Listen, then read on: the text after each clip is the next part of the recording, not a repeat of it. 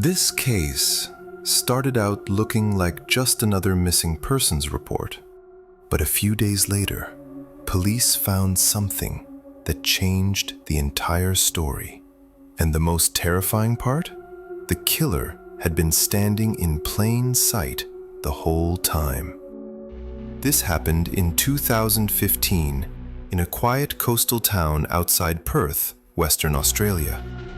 Her name was Claire Bennett, 29 years old, a primary school teacher, known for staying back late to help students with reading. One evening, she left the school car park and was never seen alive again. Police launched a search within hours. Her car was found abandoned near a boat ramp, keys still in the ignition. Detectives pulled phone records, CCTV from nearby servos, and interviewed everyone who'd seen her that day. But 2 weeks passed, and there wasn't a single solid lead. Then investigators noticed something small, a detail buried in the CCTV footage that nobody had flagged before. A car, parked near the boat ramp for 11 minutes before Claire's own car arrived, then gone before she vanished. It was a detail nobody had thought mattered, until it became the only thing that did.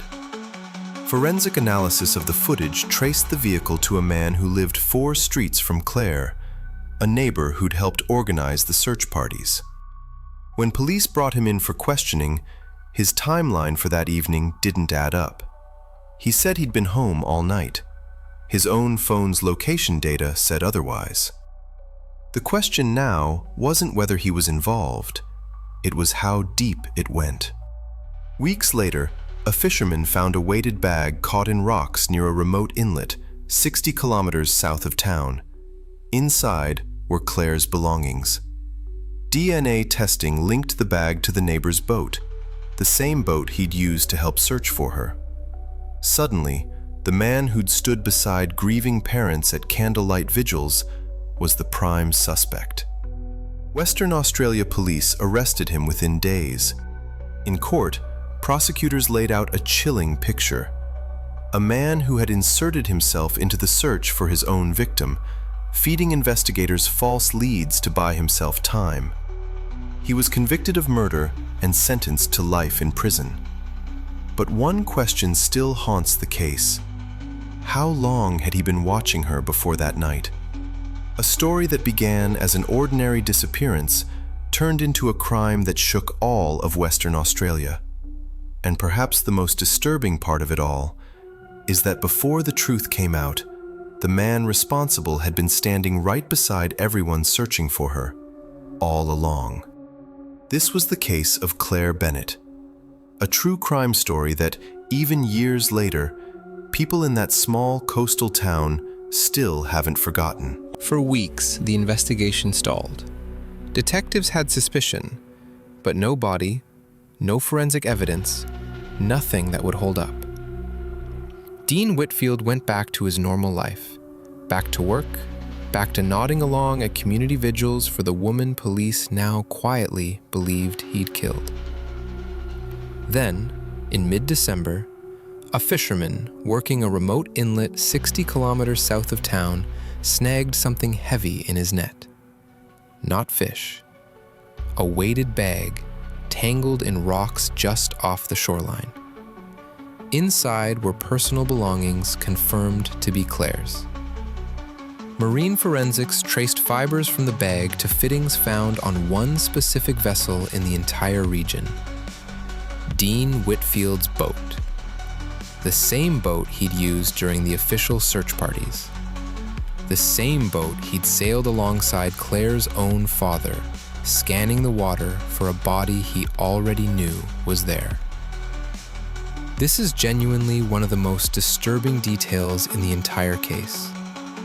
A man searching for his own victim in real time in front of her family, and no one had any idea. Police obtained a warrant. What they found inside Dean's shed sealed the case entirely. But for legal reasons connected to the original investigation, few of those specific details were ever made fully public. What we do know is that within 72 hours of that fisherman's discovery, Dean Whitfield was under arrest. The arrest sent shockwaves through the town. People who had stood next to Dean at vigils, who had thanked him personally for using his own boat to help search, were now being told he was the reason Claire Bennett was gone. At trial, prosecutors built a timeline anchored almost entirely around that 11-minute gap in the CCTV footage. The detail nobody thought mattered back on day one. They argued Dean had approached Claire at the boat ramp, that something had gone wrong, and that he'd used the following weeks to actively insert himself into the investigation, not out of guilt or grief, but to monitor exactly how close police were getting to him. The defense tried to argue coincidence, circumstantial evidence, a man doing his civic duty, nothing more. But the phone data didn't lie, the boat forensics didn't lie, and ultimately, the jury didn't buy it either.